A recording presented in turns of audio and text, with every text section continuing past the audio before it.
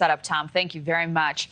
And retired U.S. Army Major General John F. King, former commander of the 48th Infantry Brigade Combat Team. He joins us now with his take. Wonderful to have you, General, this morning. Looking forward to your insights on this one. So the former FBI director, now indicted, charged with making a false statement and obstruction.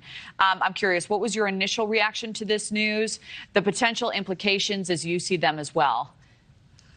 Good morning, Kelly. I really was not surprised that finally we're getting to this point. There's been some serious problems with James Comey as the director of the FBI in the misusing of the federal authorities back to the previous campaign, abusing the FISA warrant process to spy on Americans, to spy on the campaign. And so I think the proper place for these allegations to be aired out and proven is in our court system. And like Mr. Comey said, I have also confidence in our court system. And I think it's finally here, and we will hear it out, and it will have to be proven to a jury.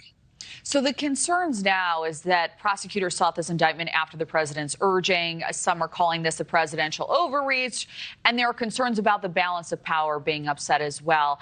What are some of your thoughts on those specific points?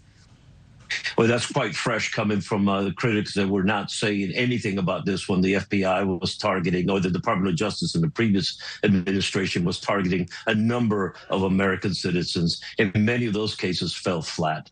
So I think I don't think that is as important as we're going to have an open hearing with the evidence, and a jury will hear this, and they will pass judgment. I have full confidence in our judicial system to seek the truth and find the truth.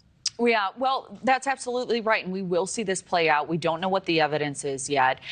At the same time, though, the former U.S. Attorney Eric Siebert, didn't think the evidence was there to bring an indictment, and then just days after being out of his role, essentially replaced by Lindsay Halligan, she's bringing this case forward. It's just days before the legal deadline here.